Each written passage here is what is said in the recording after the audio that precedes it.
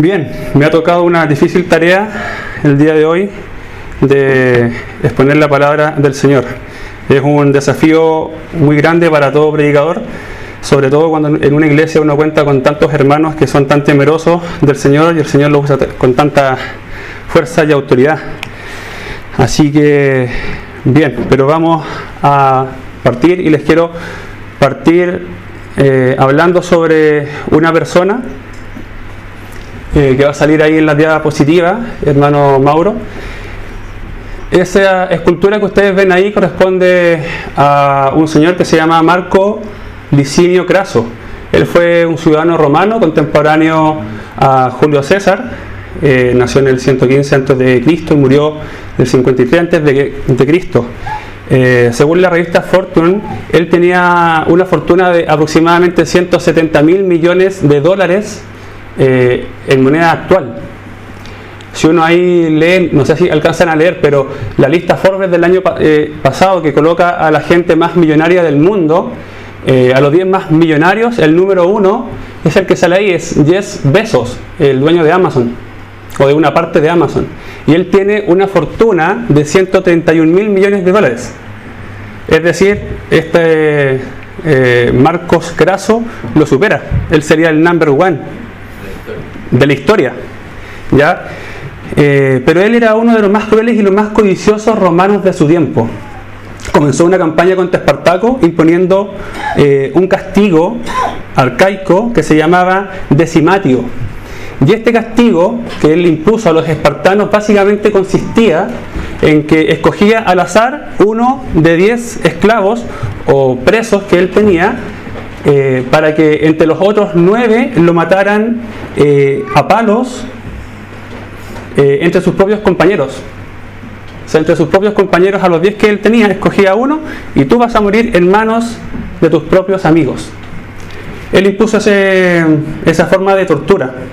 Y él tenía un deseo enfermizo, Craso, por alcanzar poder militar, más allá de las anchuras de su barca, y lo condujeron a él a embarcarse en una excursión contra el imperio de los partos. Este era un imperio de la antigua Irán, un imperio en ese tiempo que era una potencia política y cultural. Pero esta osadía que él tuvo un término desastroso para él. Con más de 60 años, Craso dirigió con desgana y con exceso de confianza esta campaña, lo que le costó acabar con su cabeza arrojada a los pies del rey Parto. Mientras él intentaba negociar que no lo matara, el rey lo mató y su cabeza terminó en los pies de este rey, de este imperio Parto. Hay un historiador que se llama Dion Casio y él relata lo siguiente, dice: conocedores de su codicia, y ahora podemos pasar a la siguiente imagen, los partos le introdujeron oro líquido por la garganta para terminar con su vida. Es decir, el hombre más rico de esa historia muere con oro líquido en su garganta. Esa fue la muerte que él tuvo. Él no tenía problemas de dinero, por lo que vemos. Él solamente codiciaba y avariciaba más y más poder. La codicia llevó a Marcos Craso a una muerte cruenta y dolorosa. Y quizá a nosotros, a usted, a mí, se nos vienen a la cabeza ejemplos de otras personas que, dominadas por su codicia, por obtener más de algo, más poder, más fama, más dinero o éxito, ¿cierto?, han terminado con historias con resultados bastante malos. Por ejemplo, Eva, ¿cierto?, codició y comió del fruto prohibido porque ella codició ser como Dios y terminó expulsada del paraíso. Satanás codició estar por encima de Dios y se rebeló, ¿cierto?, y fue expulsado del cielo. Otro ejemplo, conocido por todos, el rey David, ¿cierto?, codició a la mujer de otra persona, de otro hombre, y terminó adulterando. Entonces, las consecuencias de estas acciones dominadas por la codicia son graves y profundas e impactan no solo a la persona, sino que a su entorno, a su alrededor, o inclusive a una humanidad caída como nosotros, ¿cierto? Entonces, lo que nosotros hoy día vamos a ver tiene mucha relación con este tema de la codicia, y la palabra de Dios tiene mucho que decirnos al respecto. Tengo sed.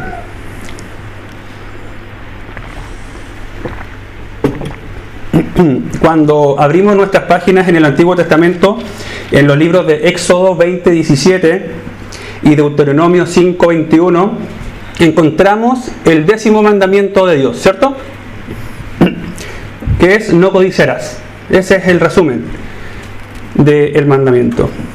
Y este último mandamiento del decálogo de Dios básicamente nos insta a creerle a Dios y estar satisfecho con lo que Él nos da.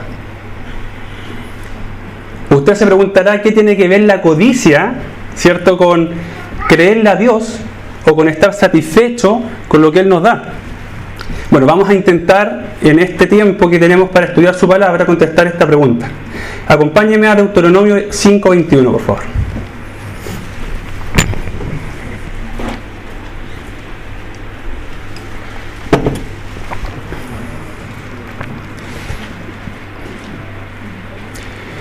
Deuteronomio 5:21 nos dice: no codiciarás la mujer de tu prójimo, ni desearás la casa de tu prójimo, ni su tierra, ni su siervo, ni su sierva, ni su buey, ni su asno, ni cosa alguna de tu prójimo. Hay muchas maneras, hermanos, que nosotros tenemos para poder abordar este versículo en Deuteronomio, en donde aparece este 10º mandamiento. Algunos le dan una interpretación literal, ¿cierto? Es decir, que no debemos codiciar la casa ni tierras de nuestro prójimo, aludiendo, ¿cierto?, a los bienes inmuebles, a los terrenos o a las propiedades que éste tiene, que nuestro prójimo tiene. O que no debemos codiciar a su mujer, es decir, su esposo o su esposa.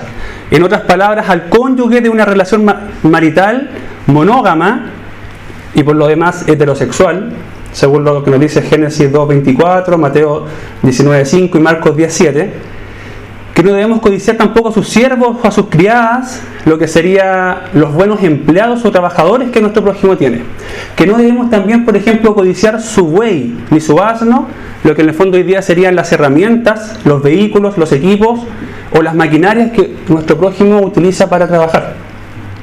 Y finalmente, para que no quede lugar a dudas, esta interpretación literal de este pasaje, encontramos que nos dice: ni cosa alguna de nuestro prójimo, aludiendo básicamente a que no debemos codiciar cualquier pertenencia que él tenga, ¿cierto? No la debemos codiciar. Otros, también este pasaje le dan una interpretación más general, enfocando primero el análisis en el verbo, que sería codiciar, ¿cierto?, buscando algún principio bíblico que actúe en este verbo, para luego desarrollar de a poco las implicancias particulares que este verbo tiene en nuestra vida práctica. En lo personal creo que esta forma es más provechosa de enfrentar este pasaje. Tiene la ventaja de partir de lo macro a lo micro, o de lo más general, ¿cierto?, a lo más particular. Así que lo vamos a ver desde ese punto de vista. Vamos a partir entonces definiendo y viendo qué es lo que significa la palabra codiciar en el Antiguo Testamento. La palabra codiciar es la palabra chamar, ¿ya?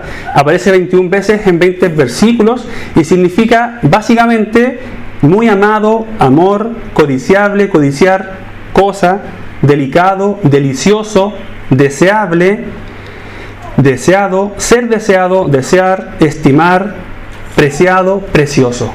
Eso es lo que significa la palabra codiciar, chamar en el Antiguo Testamento. Y puede ser usada en dos sentidos.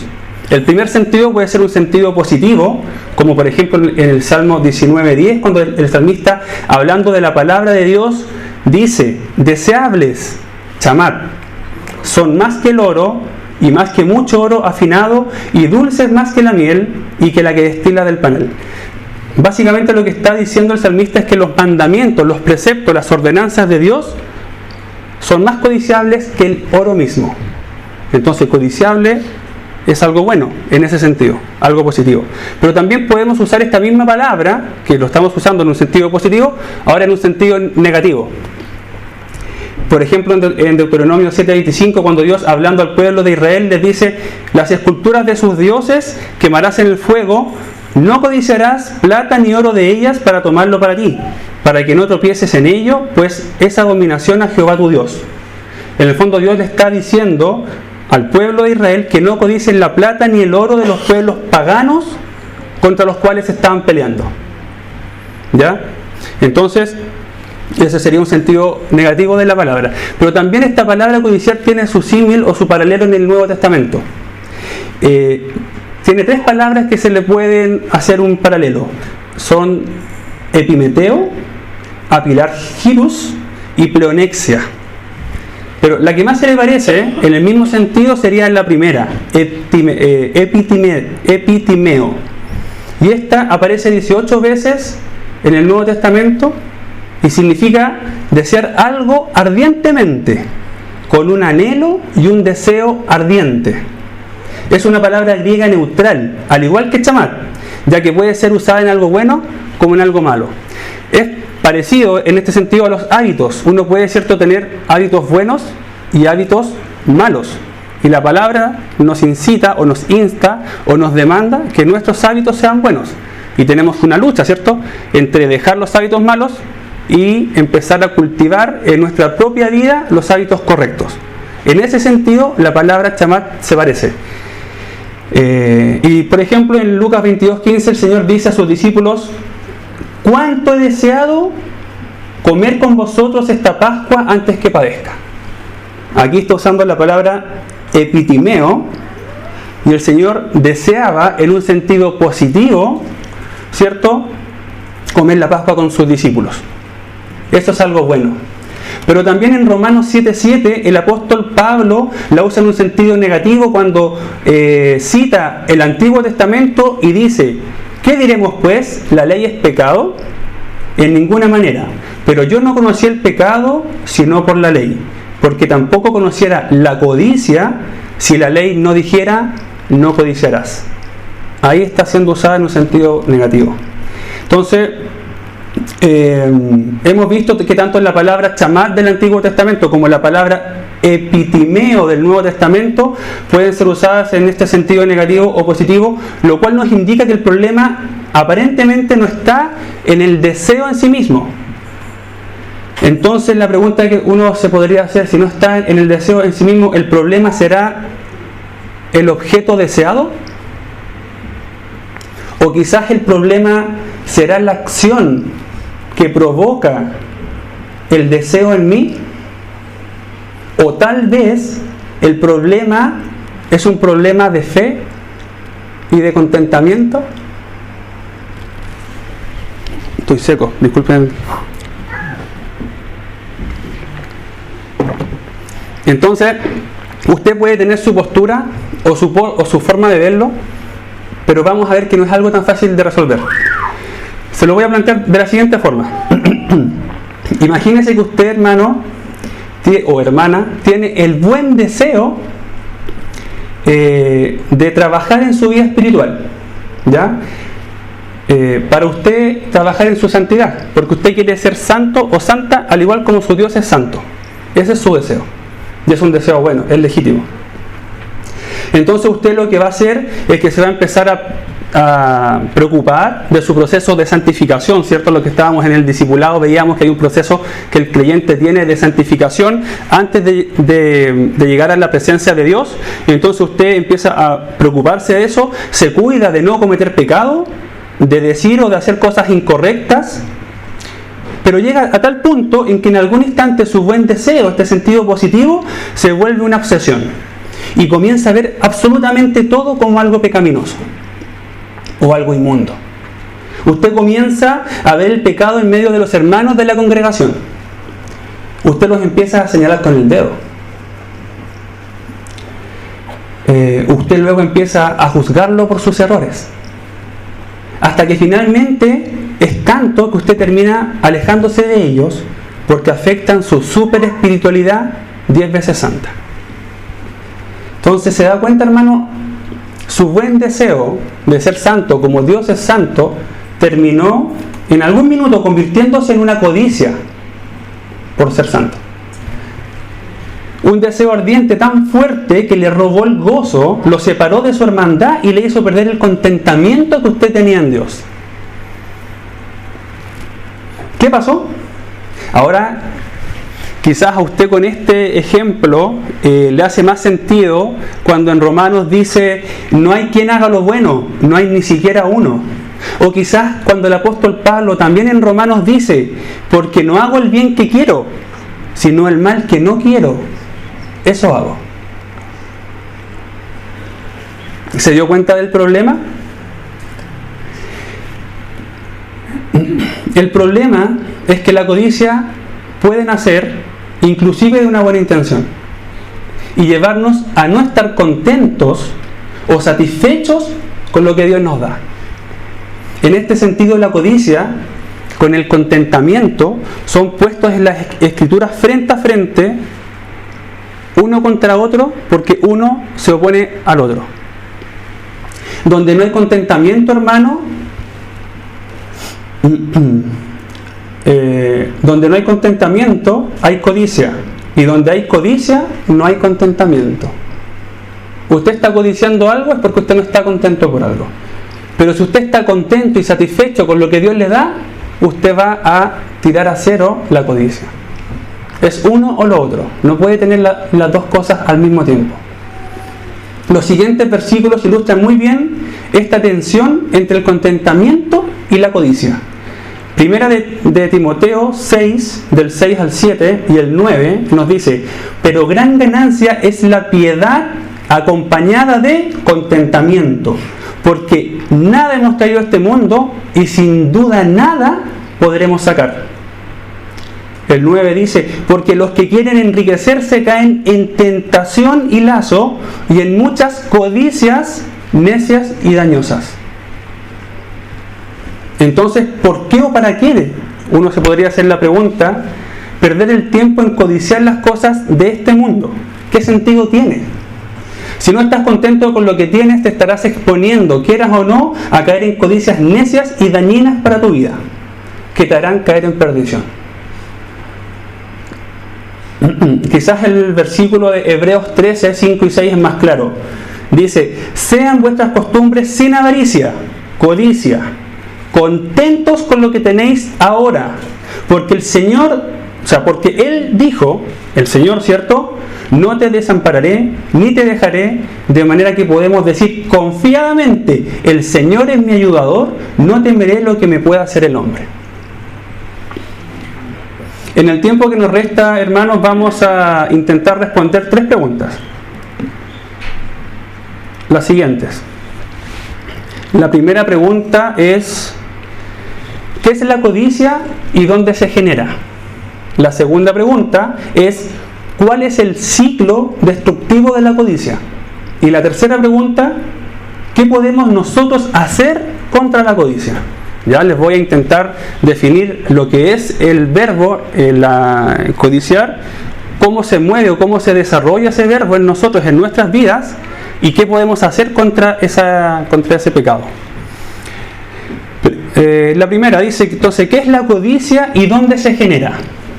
La codicia es un deseo ardiente tan fuerte que roba el gozo de tu alma. Es un deseo intenso que nos quita el contentamiento de la provisión de Dios por causa de aquellas cosas que no tenemos y queremos tener. Primera de Timoteo 6 al 8 nos dice: pero gran ganancia es la piedad acompañada de contentamiento, porque nada hemos traído a este mundo y sin duda nada podremos sacar. Así que teniendo sustento y abrigo, estemos contentos con esto. Ese es el versículo que acabamos de ver, ¿cierto? Ese contentamiento es quitado por la codicia. Cuando tú codicias algo que quieres tener, que no tienes y que otro tiene. La codicia, hermanos, es idolatría. No sé si usted sabía esto, pero la codicia es definida en el Nuevo Testamento como una idolatría. Colosenses 3:5 nos dice: haced morir pues lo terrenal en vosotros, fornicación, impureza, pasiones desordenadas, malos deseos y avaricia, codicia, ¿cierto? Que es idolatría. Eso es lo que dice el Nuevo Testamento respecto a la codicia en Colosenses 3:5. Entonces, con el 10º mandamiento del decálogo de Dios, estamos viendo que concluye donde comenzó. No tendrás dioses ajenos delante de mí. Así parte el decálogo de Dios. no tendrás dioses ajenos delante de mí. Y resulta que el decálogo de Dios está terminando ahora con un pecado que es codiciar, pero que es idolatría. O sea, si tú eres un codicioso, estás teniendo un ídolo fuera de Dios, estás faltando al primer mandamiento. Si nos damos cuenta, entre el primer y el último mandamiento comprenden a todos los demás. La posición que ocupan, hermanos, no es antojadiza. Nuestras vidas serán inmensamente desgraciadas si adoramos y servimos a otros dioses que no sea el único Dios vivo y verdadero que creó el cielo y la tierra. Eso es el destino de alguien que es un idólatra. ¿Dónde se genera la codicia? La codicia se genera en el corazón, en lo más profundo de nuestro ser. Ahí es donde nace la codicia, en nuestro interior, y está ligada a nuestra naturaleza pecaminosa. En Marcos 7, 21 al 23 dice: porque de dentro del corazón de los hombres salen los malos pensamientos, los adulterios, las fornicaciones, los homicidios, los hurtos, las avaricias, las maldades, el engaño, la lascivia, la envidia, la maledicencia, la soberbia, la insensatez. Todas las maldades de dentro salen y contaminan al hombre. Estos versículos, hermanos, son claros. Desde lo interior de nuestro ser, es decir, de nuestro corazón, sale la codicia, los malos pensamientos. Notemos un punto importante en estos versículos que se mencionan. Al menos 5 mandamientos del decálogo de Dios. ¿Los pudo identificar? En Marcos 7, 21 al 23. Menciona los adulterios, menciona los homicidios, los hurtos, la avaricia y el engaño. Y dice que todo esto salen de dentro del corazón, de nuestro interior. Entonces, ya que, hermanos, estamos viendo que por una parte el decálogo termina donde comenzó, ¿cierto? Que la codicia es idolatría y que no debemos tener otros dioses fuera de nuestro Dios, y además que la codicia nace de lo más profundo de nuestro corazón, es que podemos entender que Dios apunta a trabajar con nuestro corazón, con los 10 mandamientos, con el decálogo de Dios. Es por esta razón, hermanos, que el Señor Jesucristo dijo: cualquiera que mira a una mujer para codiciarla, ya adulteró con ella en su corazón. En su corazón. O cuando dijo: cualquiera que se enoje contra su hermano será culpable de juicio, tal como si lo hubiese matado. En Mateo 5:21. Entonces acá el Señor, hermano, está trabajando, está queriéndonos decir: cuidado con lo que nace o lo que piensas en tu corazón. Ahí está el problema. Lo demás es una acción externa que viene por defecto una vez que eso ya ha tenido un tiempo en donde se ha ido formando y se ha ido ampliando esa codicia, ese mal deseo en nuestro corazón, que puede ser el adulterio, la fornicación, matar a alguien. Ya no necesitas llegar al acto mismo, sino que ya cuando está en tu corazón, el Señor dice: fallaste. Por eso el decálogo apunta a nuestro corazón. Entonces el problema de la codicia comienza acá en nuestro interior, acá, y luego se va desarrollando hasta que se manifiesta exteriormente. Entonces, la conclusión para esta primera pregunta: ¿qué es la codicia y dónde se genera? Respondemos: la codicia es idolatría. El codicioso es idólatra porque en lo más profundo de su corazón no confía en Dios y no está satisfecho con lo que Dios le da, dando espacio a la codicia, poniendo su confianza en las cosas creadas antes que en su creador. Eso es la codicia, y ahí se genera. Y si uno, hermanos, piensa y luego se contrasta a uno mismo, ¿cierto?, contra lo que la palabra de Dios nos dice, nos damos cuenta que nos pasa lo mismo. Somos codiciosos. La codicia a nosotros nos hace valorar aquello que no tiene valor. Escuchen bien esto: la codicia en nosotros nos hace valorar, a mí, Sebastián Espinosa, aquello que no tiene valor. Es como cuando uno a su hijo, ¿cierto?, le quiere hacer un regalo y se esfuerza, y uno que conoce a su hijo sabe qué es lo que su hijo necesita. No tengo, gracias, tengo. Entonces uno piensa, planifica, junta el dinero y le hace un regalo a su hijo para beneficiar su vida.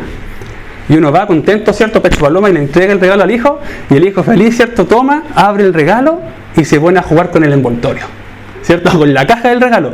Y lo que estaba dentro, que uno dijo, esto le va a servir, esto tiene un valor para mi hijo, lo va a ayudar, queda tirado, queda en segundo plano. A nosotros mismos, a nosotros nos pasa lo mismo. Nuestros sentidos, hermanos, nos engañan y nos hacen valorar el envoltorio, no lo que realmente tiene valor. Nos pasa lo mismo, exactamente lo mismo que a los niños. Nosotros creemos que siempre el pasto del frente, ¿cierto?, es más verde que nuestro pasto. Eso es algo casi por defecto. El hermano que tiene un trabajo es mejor que el mío. El hermano que tiene una casa es mejor que la mía. El hermano que tiene una esposa es mejor que la mía. Sus hijos mejores que los míos. Inclusive su intelecto, inclusive su formación, inclusive lo que hace, lo que tiene o lo que no hace. Siempre es mejor que yo. Y eso, hermanos, hace que nos volvamos unos desagradecidos de Dios. No le creemos ni le honramos, sino que preferimos dudar de Dios, ponerlo en duda. Ponemos en duda lo que Él nos da. Lo que tenemos es porque, y uno lo declara, ¿cierto?, constantemente, gracias Señor, porque lo que tengo es gracias a ti. Pero cuando codiciamos, estamos poniendo en duda lo que estamos diciendo, nos estamos contradiciendo, no estamos honrando a Dios. Y nos está pasando lo que dice Mateo 15:8.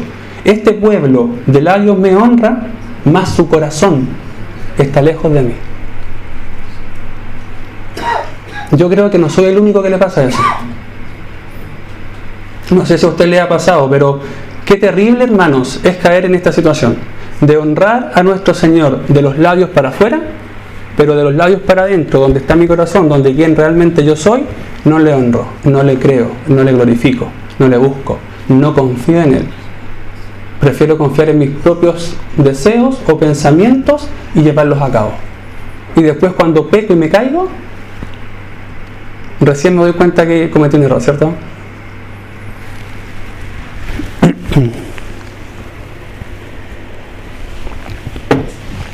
Vamos a ir a la segunda pregunta. ¿Cuál es el ciclo destructivo de la codicia? O sea, vamos a intentar ver cómo se mueve la codicia, ya cómo actúa, desde que nace hasta que se convierte en una acción, ¿ya? En la literatura cristiana, básicamente se hace distinción entre la codicia, o sea, entre el deseo propiamente tal y el plan que luego lleva a ejecutar una acción. ¿Sí? La codicia, como vimos, nace en nuestro corazón y al menos pasa por las siguientes etapas antes de concretarse. Antes de que la codicia se concrete, pasa por las siguientes etapas. Se podría decir que el punto cero sería que nace el deseo intenso en tu corazón. Ya vimos que la codicia es un deseo intenso, ardiente. Cuando ese deseo nace, ahí es cuando estamos puestos en la primera etapa, en el punto 1.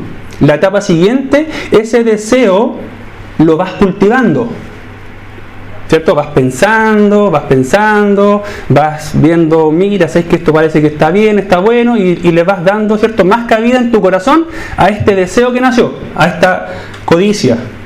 Después cedes la voluntad ante ese deseo. O sea, tu voluntad de hacer lo correcto en algún instante, cuando esta codicia va creciendo, cede, gana el gatito. Ese es el tercer punto, o la tercera etapa. La cuarta etapa, elaboras un plan, ya que ahora eso superó tu voluntad de hacer lo correcto, tú vas a elaborar un plan para ejecutar ese deseo, para llevarlo a cabo. Y ese es el cuarto punto. No sé si les hace sentido. Lo han experimentado, ¿no? ¿Cierto? ¿Les hace lógica? Yo creo que sí, ¿cierto? Nosotros, si somos sinceros, primero nace algo chiquitito, como la duda. Después esa duda se va como confirmando, va tomando peso, fuerza. Después ya no se quiere salir de tu cabeza. Después está ahí hasta que vence tu voluntad y te autoconvences que es lo correcto. No, sí, no va a ser tan malo. Después lo arreglo. Después arreglo cuentas con el Señor. Después arreglo el problema que voy a generar. Entonces estás en la etapa en que elaboras un plan para llevar a cabo esta codicia, este deseo intenso. Y el quinto punto, la quinta etapa ya sería el deseo lo conviertes en acción. Ahí ya mataste, ahí ya adulteraste, ahí ya robaste, ahí ya te hiciste un falso ídolo. Ahí ya estás, digamos, revolcándote en el charco de lodo. Este ciclo, hermanos, es peligroso porque se puede convertir poco a poco en una bola de nieve que no podrás controlar. Te volverás esclavo de esa codicia, perdiendo tu libertad en Cristo, y comenzarás a satisfacer tu carne. Eso es lo que sucede. Te vuelves un esclavo de tu codicia y es una bola de nieve que no puedes atajar. Y no pediste ayuda, porque también ese es un problema. Nos quedamos calladitos, ¿cierto? Como todo esto, desde la etapa 4 hasta la etapa 1, que es previo a la acción, nadie te ve. Nadie sabe que estás luchando con eso, ¿cierto? Entonces tú estás calladito, pero tú estás con un problema grave. Y cuando ya lo ejecutas, ya caíste. Y cuando esto se vuelve un ciclo rutinario y una bola de nieve, ¿cierto? Ya es más complejo solucionar el problema.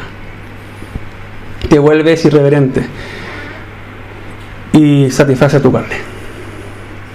En las palabras del pastor Sugel Michelin, la codicia dice: vuelve al hombre ingrato, amargado, traicionero, envidioso, descontento, impaciente, desconsiderado, egoísta, mentiroso, adúltero, homicida, idólatra.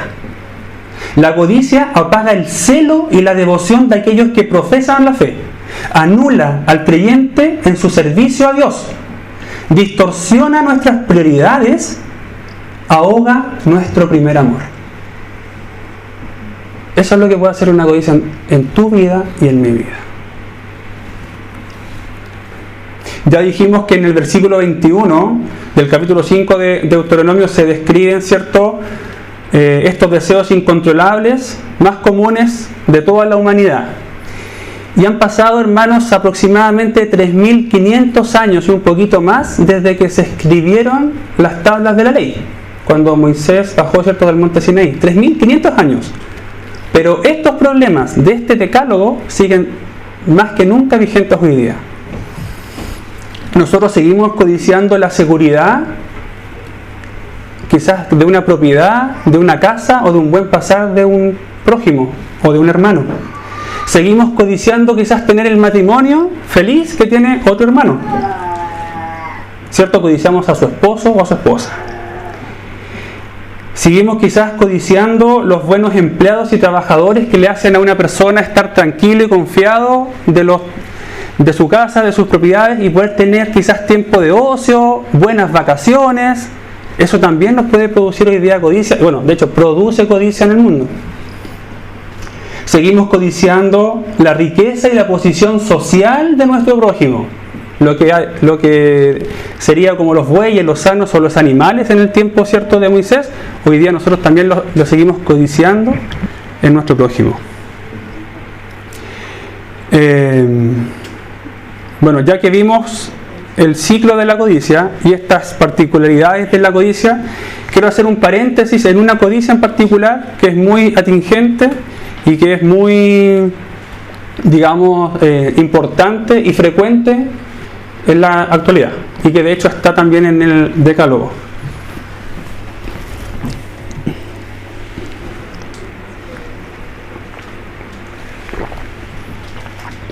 Voy a hablar un poco sobre el pecado en particular que está relacionado con las riquezas. ¿Bien? Ya que, como les comentaba, siempre esto ha sido un talón de Aquiles para nosotros, para la humanidad, no solamente para nosotros. Y lo primero, hermano, que les voy a decir es que las riquezas no son malas en sí mismas,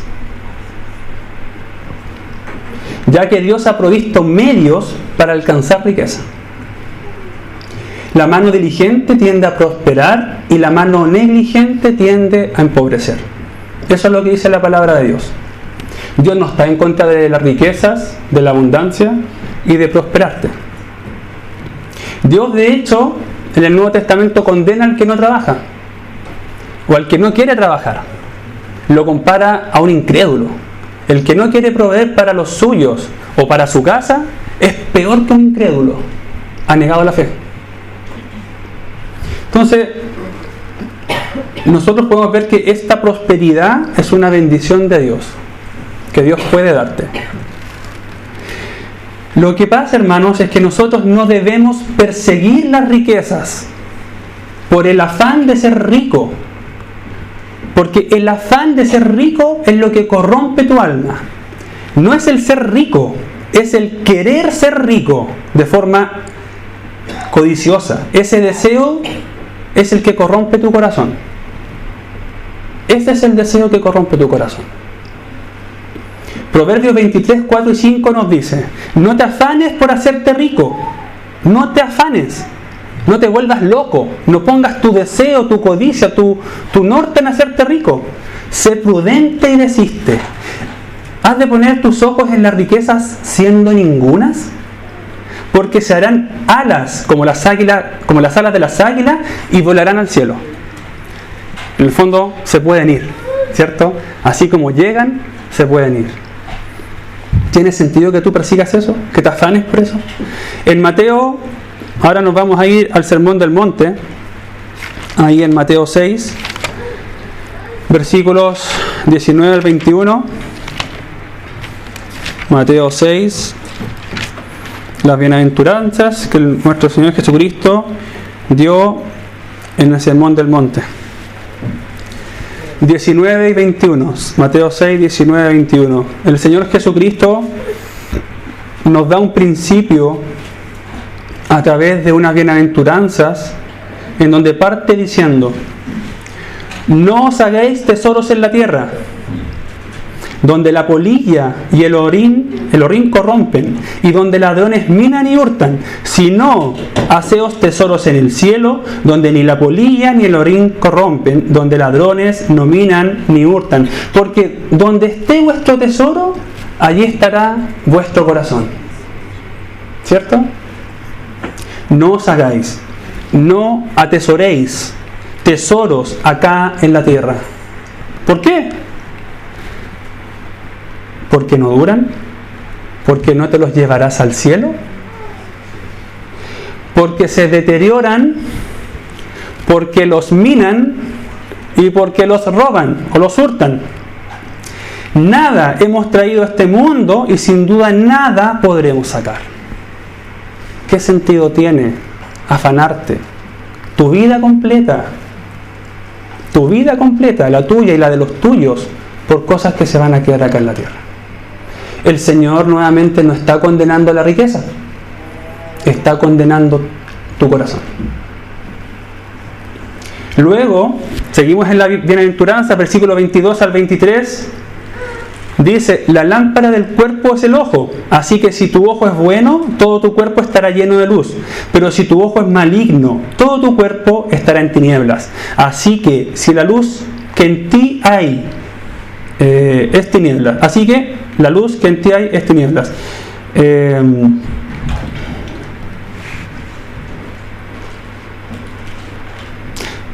Así que si la luz que hay en ti es tinieblas, ¿cuántas no serán las mismas tinieblas? Así termina el versículo.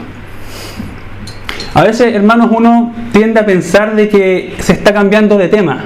Partió con la riqueza y ahora habla de la luz, ¿cierto?, que hay en ti. Pero ¿sabe qué, hermano? En realidad no. Porque una mala perspectiva de la vida nos puede llevar a poner nuestro deseo en las riquezas. Una mala perspectiva de la vida nos puede llevar a poner nuestro deseo en las riquezas. Y eso es idolatría. Entonces acá no está hablando de otra cosa, está siguiendo el mismo tema. El Señor Jesucristo luego en Mateo 6:24, el siguiente versículo, continúa con el mismo tema de las riquezas diciendo: ninguno puede servir a dos señores, porque o aborrecerá a uno y amará al otro, o estimará al uno y menospreciará al otro. No podemos servir a Dios y a las riquezas. Sigue con el tema de las riquezas. Y luego en los versículos 25 al 34 señala lo siguiente: por tanto os digo, no os afanéis por vuestra vida, qué habéis de comer o qué habéis de beber, ni por vuestro cuerpo qué habéis de vestir. ¿No es la vida más que el alimento y el cuerpo más que el vestido? Mirad las aves del cielo, que no siembran, ni ciegan, ni recogen en graneros, y vuestro Padre Celestial las alimenta. ¿No valéis vosotros mucho más que ellas? ¿Y quién de vosotros podrá, por mucho que se afane, añadir un codo a su estatura? Y por el vestido, ¿por qué os afanáis? Considerad los lirios del campo, como crecen, no trabajan ni hilan, pero os digo que ni aun Salomón con toda su gloria se vistió así como uno de ellos. Y si la hierba del campo que hoy es y mañana se echa en el horno, Dios la vista así, ¿no hará mucho más a vosotros, hombres de poca fe? No os afanéis, pues diciendo, ¿qué comeremos? ¿O qué beberemos? ¿O qué vestiremos? Porque los gentiles buscan estas cosas. Pero vuestro Padre Celestial sabe que tenéis necesidad de todas estas cosas. Mas buscad primeramente el reino de Dios y su justicia, y todas estas cosas os serán añadidas. Así que no os afanéis por el día de mañana, porque el día de mañana traerá su afán. Basta a cada día su propio mal. Yo creo, hermanos, que el Señor es muy claro. Nos está hablando del afán por las riquezas y nos está mostrando en estos versículos que básicamente es un problema de fe. ¿Cierto? Porque leamos el versículo 30, fíjese ahí. El versículo 30 dice, y si la hierba del campo que hoy es y mañana se echa en el horno, Dios la vista así, ¿no hará mucho más a vosotros, hombres de poca fe? ¿Por qué te preocupas? ¿Por qué te afanas tanto por eso? ¿Por qué te afanas lo material? ¿Por qué te afanas el estatus social? ¿Por qué te afanas la carrera universitaria? ¿Por qué te afanas un título, un puesto o un reconocimiento público de las personas? ¿Por qué te afanas el estatus, la casa, el auto, la ropa, la comida, las vacaciones? ¿Merecen tu afán? ¿Merecen tu prioridad? Está el Señor hablando de nuestra fe. Nosotros si caemos en esto, en lo que es la codicia, que nos lleva a afanarnos, claramente el problema del afán por las riquezas es la incredulidad. La falta de fe, al no creer que Dios nos proveerá, nos dará todo lo que necesitamos para nuestra vida aquí. Hermano, hermana, ¿nos hemos puesto a pensar qué es más valioso, la vida o el alimento? ¿No cree usted que aquel que tuvo el poder para resucitarnos de entre los muertos y darnos una nueva vida en Cristo no tendrá el poder para satisfacer todas nuestras necesidades? ¿Usted duda eso? ¿Yo dudo eso?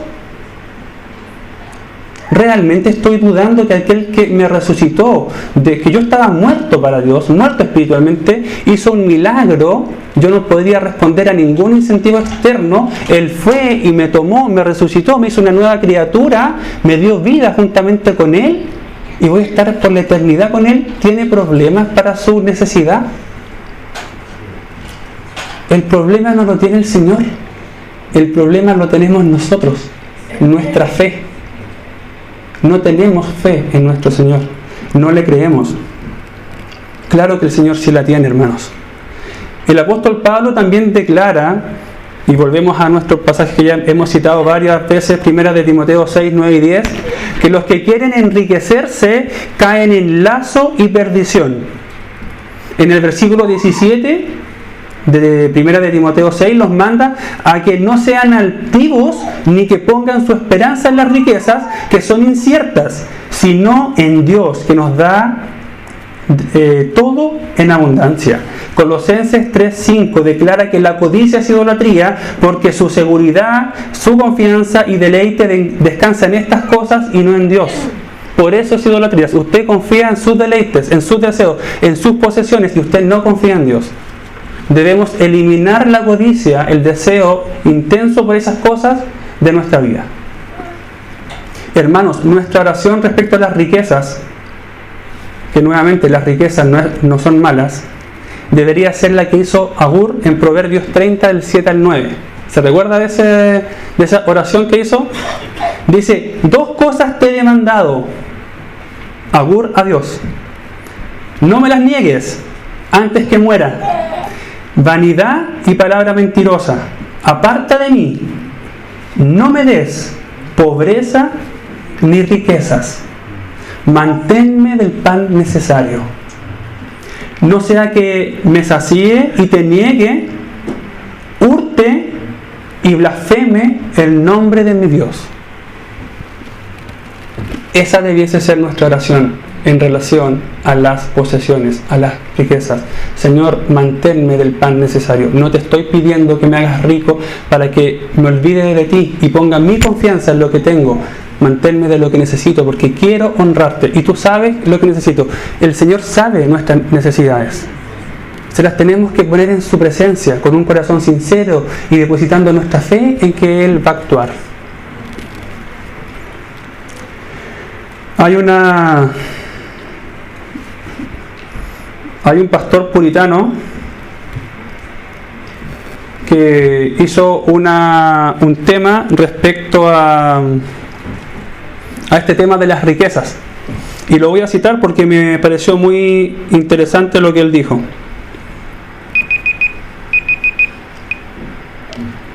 Él es Thomas Hughes y en su libro ¿Cómo hemos de dar limosnas para que sean aceptables ante Dios? Así se llama el libro. ¿Cómo hemos de dar limosnas para que sean aceptables ante Dios? De Thomas Hughes. Y él dice lo siguiente: es por esto que un padre de la antigüedad dijo, refiriéndose acá, está citando Timothy Keller a Thomas Hughes. Entonces, Thomas Hughes dijo esto: es el pan del hambriento el que se pudre en tu despensa. Es la ropa del desnudo la que inútilmente cuelgas en tu habitación. Es el oro del pobre el que se desgasta en tu pecho. Tu ayuda a los pobres no es solo un acto de misericordia dejado a tu elección, sino también es un acto de justicia el cual estás obligado a hacer.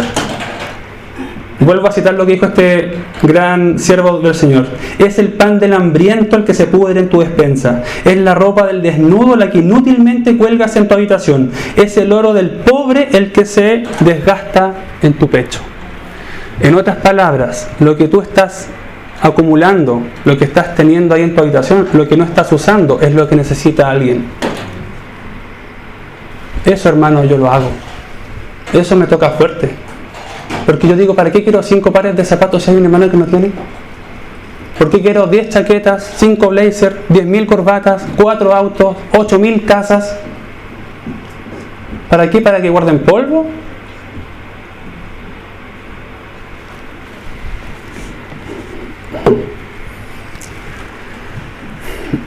Y cierro el paréntesis.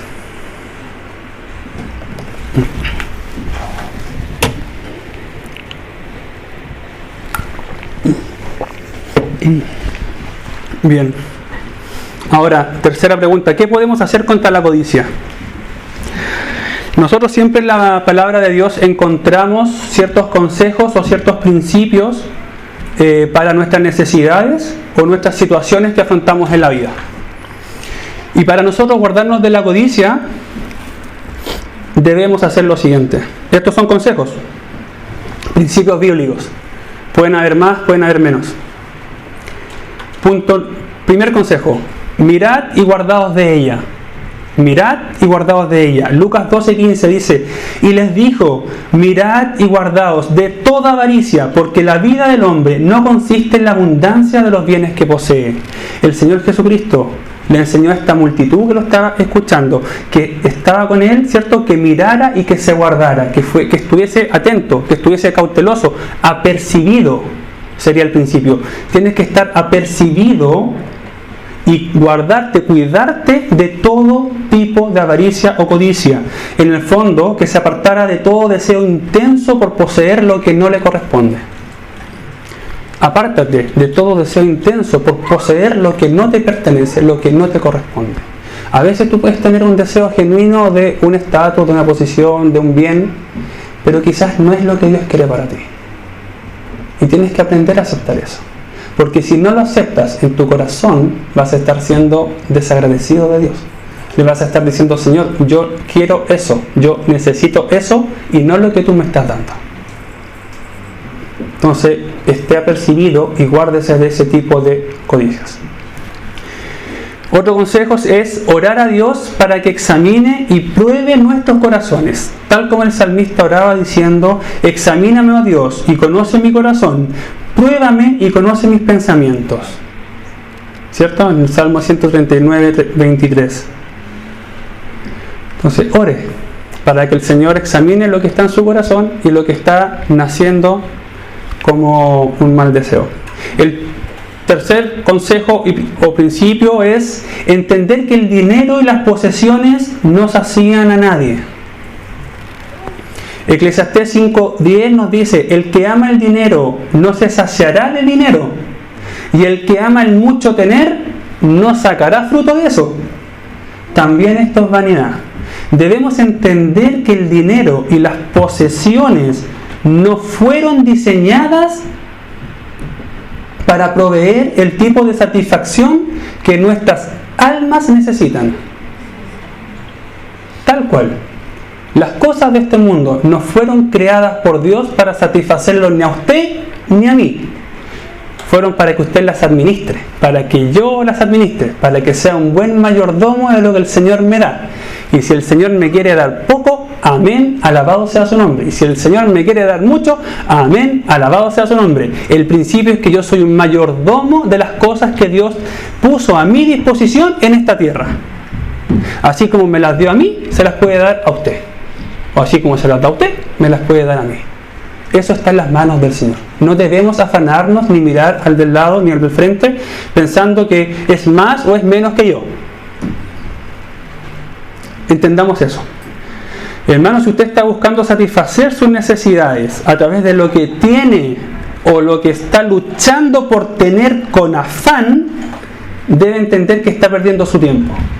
Le pasará lo que alguna vez alguien dijo: el dinero aún no ha hecho rico a ningún hombre. El dinero aún no ha hecho rico a nadie. La riqueza no está en el dinero ni en las posesiones. Entendamos eso, también es un principio. Cuarto principio: seamos agradecidos con Dios por lo que tenemos. Primera de Timoteo 6 y 8, nuevamente 6 y 8. Pero gran ganancia es la piedad acompañada de contentamiento, porque nada hemos traído a este mundo y sin duda nada podremos sacar. Así que teniendo sustento y abrigo, estemos contentos con esto y agradecidos de Dios. No necesita nada más para ser feliz. No necesita nada más para estar en una buena posición, ni en comunión con el Señor. Quinto principio: cuidarnos de los peligros de las riquezas. El tema del dinero y de las riquezas en la Biblia es muy tocado. Quizás es uno de los temas con más versículos que uno puede encontrar en la Biblia. ¿Y por qué? Porque el Señor sabía que nosotros íbamos a caer por ahí. Sabía que era una potencial codicia, un potencial pecado en usted y en mí. Por eso dice: porque los que quieren enriquecerse caen en tentación y lazo, y en muchas codicias necias y dañosas, que hunden a los hombres en destrucción y perdición. Porque raíz de todos los males es el amor al dinero, el cual, codiciando algunos, se extraviaron de la fe y fueron traspasados de muchos dolores. Las riquezas en las personas puede traer una disminución de la piedad. Estamos hablando de una persona cristiana. Un aumento del orgullo. Creer que siempre tiene la razón en su opinión. Estar menos dispuesto a ser reprendido o exhortado. Un desinterés en su santificación y mortandad del pecado. Por eso Proverbios 28:11 nos dice que el hombre rico es sabio en su propia opinión. Cree siempre tener la razón porque, tengo plata, tengo la razón. Tengo posesiones, tengo la razón. Eso, hermanos, no es lo que la Biblia dice. Lo que la Biblia dice es algo completamente distinto a lo que nosotros creemos, o lo que el mundo cree, o lo que yo creo creerme porque tengo posesiones, dinero o qué sé yo. En la parábola del sembrador, en Marcos 4, 18 al 19, la semilla cae entre espinos y no lleva fruto. ¿Saben por qué? Por los afanes de este siglo, por el engaño de las riquezas y la codicia, entre otras cosas. Los placeres de esta vida, según Lucas, ahogan la palabra y se hace infructuosa. Entonces, si usted cree que al codiciar las riquezas no va a tener problemas espirituales, se está equivocando. Los va a tener. Y muchos, demasiados, y usted no va a poder contra eso. Es mejor ser pobre, entre comillas, pobre, medido en la escala de la riqueza o de las posesiones, con un plato de lentejas, pero estar bien con el Señor, tranquilo en su casa, sin problemas, sin preocupaciones, sin afanes, sin deudas. Deudas, un tema complejo que no hemos tocado, pero lo menciono, lo dejo ahí. Muchos sueñan con las riquezas, hermanos, pero pocos sueñan con sus peligros. Salmo 62:10 dice: si se aumentan las riquezas, no pongáis el corazón en ellas, no traspases tu confianza de Dios hacia esa cuenta bancaria. Esa es la tentación a la que está expuesto cada día un rico. Depositar su confianza en lo que tiene. Entonces, el principio es cuidarnos de los peligros de las riquezas. Nuevamente, acá no estamos intentando satanizar la riqueza ni la bendición del Señor, porque Él lo da. Y Él nos manda que trabajemos duro y honradamente, ¿cierto? Otro punto, aprender a vivir de manera contenta y agradecida en dos aspectos de nuestra vida, o en dos situaciones que se nos pueden dar. Y hay que estar claros con esto: en la abundancia y en la escasez. Y eso nos va a suceder. En algún instante de nuestra vida vamos a tener abundancia y escasez. Filipenses 4, del 10 al 13, nos habla de esto. Y dice Pablo que él está enseñado, ¿cierto?, a pasar a tener tiempo de abundancia y de escasez. Nosotros debemos estar enseñados y preparados para vivir tiempos de abundancia y escasez, sin nunca dejar de ser agradecidos de Dios. Ahí está la clave. El problema no es la circunstancia, no es su condición, no es la situación, no es el problema que está viviendo. El problema es cómo usted lo enfrenta, ¿cierto? Y para enfrentarlo mejor, sabiendo que vamos a ir a la batalla, vamos a ir a jugar un partido de fútbol o de tenis, o el deporte que a usted le guste, básquetbol, béisbol, golf, lo que sea, usted tiene que entrenar, tiene que prepararse para que le vaya bien, para cumplir el objetivo, que no es sacar su fe ni su confianza de Dios. Prepárese, esté apercibido, esté atento, sepa que va a venir. Entonces usted se prepara y busca en la palabra de Dios cómo hacerlo de la mejor forma. Otro principio, el mazo o el golpe más duro contra la codicia es la generosidad. Aprender a ser generosos. Hechos 20:35 nos dice que es más bienaventurado dar que recibir. Esto nos dice el Señor Jesucristo. Esto nos dice la Biblia. Pero el mundo no nos dice esto, ¿cierto? Es mejor recibir que dar. Ojalá, mientras yo más reciba, mejor. Mientras más reciba, más dichoso, más contento, más bienaventurado. Eso es lo que te van a decir afuera. Eso es lo que te dice el mundo, y eso muchas veces no lo creemos. Pero es una mentira. La pregunta es, ¿a quién le vamos a creer? ¿Al mundo o a Dios? ¿Qué decisión va a tomar? Es una pregunta. Por eso, esto es una cuestión de fe. ¿A quién le va a creer? ¿A Dios o al mundo? El Salmo 41, del 1 al 3, nos dice que dichoso el que piensa en el pobre para hacer algo. Dichoso, contento, gozoso, esa persona que está pensando en el pobre para ir a hacer algo por él, lo que sea. No significa resolverle el problema, significa ir a hacer algo. Una llamada telefónica, orar por esa persona, ir a verlo, mandarle un WhatsApp, un like, lo que sea, una carta. En Efesios 4:28 se nos dice que uno de los objetivos del por qué nosotros trabajamos, ¿usted sabe cuál es?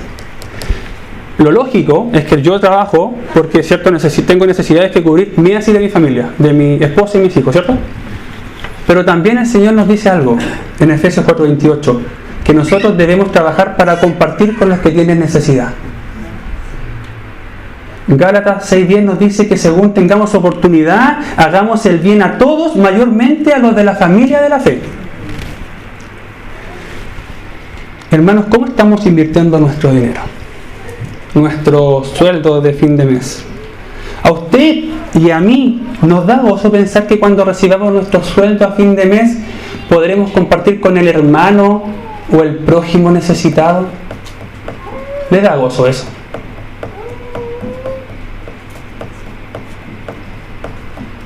Dar, hermanos, es un privilegio y no hay que ser rico para hacerlo. No hay que ser rico para hacerlo. El último principio que vamos a ver es apuntar a tu cabeza, a tu alma y a tu corazón, llenándote de pensamientos dignos de alabanza. Filipenses 4:8 nos dice: por lo demás, hermanos, todo lo que es verdadero, todo lo honesto, todo lo justo, todo lo puro, todo lo amable, todo lo que es de buen nombre, si hay virtud alguna, si hay algo digno de alabanza, en esto pensad. En esto llena tu cabeza, con estas cosas, las cosas que agradan y que alaban al Señor. Llenar nuestros pensamientos de cosas que agraden a Dios nos ayudará a no tener tanto espacio para los malos pensamientos y los malos deseos. Por eso es necesario que estudiemos continuamente y leamos la Biblia y aprendamos más de Dios. Entonces, nosotros hoy día estamos siendo expuestos por el Señor a principios que nos van a ayudar a alejarnos de las codicias. Son varias cosas. La pregunta es: ¿qué va a hacer con eso? ¿Va a dejar su rutina de no leer la Biblia? ¿Está dispuesto a dejar su teleserie, su serie favorita para orar, para ayudar a otro, para conocer más al Dios en el cual usted cree? ¿Está dispuesto, hermano? ¿Está dispuesta, hermana? Es una pregunta que no me tiene que contestar a mí, usted lo sabe. Es al Señor, pero ¿está dispuesto realmente? ¿Está dispuesta? Hermanos, todo lo que nosotros hemos visto en la Biblia sobre la codicia no vale de nada si no entendemos y nos rendimos a la gloriosa realidad de que Dios es el único que puede saciar a plenitud el alma del hombre, sus deseos, sus anhelos, sus sueños, sus necesidades y su corazón. Dios es el único que puede saciar a plenitud el alma del hombre, sus deseos, sus anhelos, sus sueños, sus necesidades y su corazón. Si usted no entiende eso, todo lo que hemos dicho hacia atrás no vale de nada, porque usted no le va a creer al Señor. Muchas personas saben todo esto, pero aún así no tienen satisfacción en Dios, porque son codiciosos. Por eso pierden su tiempo en intentar satisfacerse en otras cosas, que se transforman finalmente en sus ídolos. La fe es algo, en cierto modo, tiene que ver con satisfacción y contentamiento en Dios. La fe, en cierto modo, tiene que ver con satisfacción y contentamiento en Dios. Recuerda el versículo de las bienaventuranzas: hombres de poca fe. ¿Por qué te fijas en esto? ¿Por qué pones tu corazón en esto? Creer es venir a ser satisfecho, y la batalla de la fe es mantener tu corazón contento en Cristo, creyendo de corazón que Él suplirá cada necesidad y satisfará cada anhelo. Eso es creer. Eso es creerle a Dios.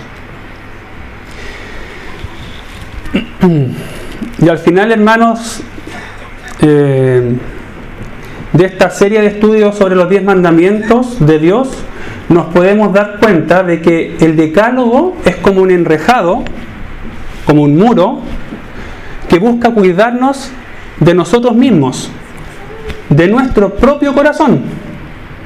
para que no caigamos en las garras esclavizantes del pecado y podamos gozar en plenitud del verdadero amor hacia Dios y hacia los demás. Por eso, el decálogo por lo general se parte en mandamientos que van direccionados hacia Dios y en mandamientos que van direccionados hacia nuestra relación con los hombres, ¿cierto? La única forma de que nosotros podamos vivir en plenitud, en amor con Dios y con los hombres, es cumpliendo este decálogo, entendiendo que esto busca cuidarnos de esa libertad que tenemos en Cristo. Es por esta razón que el Señor Jesucristo, cuando le pidieron resumir la ley, ¿cierto? Él dijo: amarás al Señor tu Dios con todo tu corazón y con toda tu alma y con toda tu mente. Ahí están los mandamientos hacia Dios. Y luego dijo, y el segundo es semejante a este: amarás a tu prójimo como a ti mismo. Esto es la ley y los profetas. Entonces, esto, hermanos, apunta a nuestro corazón, es una cuestión de fe que apunta a cuidarnos a nosotros de la libertad que tenemos en Cristo para poder vivir en plenitud el amor hacia Dios y hacia los demás. Ese es el objetivo del decálogo del Señor. Que el Señor nos ayude a poder ponerlo esto en práctica. Hemos tocado varios temas. Espero que el Señor les haya hablado a su vida, a su corazón, ¿cierto? Y vamos a orar, vamos a pedir su bendición. Amado Señor, le damos gracias, Padre, por su palabra. Gracias, mi Señor, por estos mandamientos que usted nos dejó en su palabra para poder nosotros confrontarnos a nosotros mismos y poder entender que usted lo hizo por amor. No son mandamientos restrictivos ni esclavizantes, sino que son mandamientos que apuntan a nuestra libertad, apuntan a que podamos tener plenitud de gozo en su presencia, que podamos experimentar un amor real con usted y con nuestro prójimo, con nuestros hermanos. Señor, nos cuesta tanto entender eso, nos cuesta tanto entender que el problema somos nosotros y que no es el del frente. Nos cuesta tanto lidiar con nuestro pecado, con nuestra concupiscencia, con los deseos ingratos de nuestro corazón. Pero Señor, queremos agradarle a usted, queremos honrarle, que nuestra vida sea de olor fragante para su presencia. Queremos, Padre, ser embajadores suyos en este mundo que realmente cumplan el propósito por el cual usted nos tiene acá. Que no perdamos, Padre, más nuestro tiempo en las cosas del mundo. Con esto, Padre, no quiero decir que vamos a dejar de relacionarnos con el mundo, que vamos a dejar de trabajar, que vamos a dejar de cumplir con nuestro deber ciudadano. Con esto quiero decir que tenemos que involucrarnos en los negocios suyos. Así como Cristo lo tenía tan claro, Señor, y eso le permitió caminar con integridad en esta tierra. Queremos ser semejantes a Él y tener la misma claridad. Entender que en el mundo no vamos a satisfacer nuestras necesidades. Entendiendo que las cosas materiales o que las cosas que otros poseen no nos van a satisfacer, no van a curar nuestra herida, ni van a llenar ese espacio que necesitamos llenar. Padre, solo su presencia, solo su Santo Espíritu es el que lo puede llenar, es que nos puede llevar a poder entender esta gran verdad y poder tener plenitud de gozo, Señor, poder caminar rectamente, poder ser testigos fieles de su palabra y poder llevar el mensaje del Evangelio a otros. Pero Padre, todo parte por nuestra vida, parte por nuestro interior, por lo más íntimo, por aquello que nadie ve, que solo usted conoce, y lo queremos entregar a usted, Señor. Si en algo le hemos fallado, le pedimos perdón. Si algo hemos fallado a su palabra, le pedimos que tenga misericordia. Padre, no nos tome en cuenta nuestro pecado, pero Padre, restáurenos, por favor. Ayúdenos, Señor, a dejar ese vicio, a dejar ese pecado. Sáquenos esa dureza de nuestro corazón que nos hace ser orgullosos, que nos hace ser prepotentes, altivos y creernos más que nuestro hermano, que nuestro prójimo, que el del frente. Padre, no somos nada, no somos nadie. Y usted nos usa, usted tiene amor y misericordia de nosotros. Y no lo merecemos, Señor, somos ruines. Y solamente éramos dignos de recibir su ira. Y recibimos su perdón, Señor.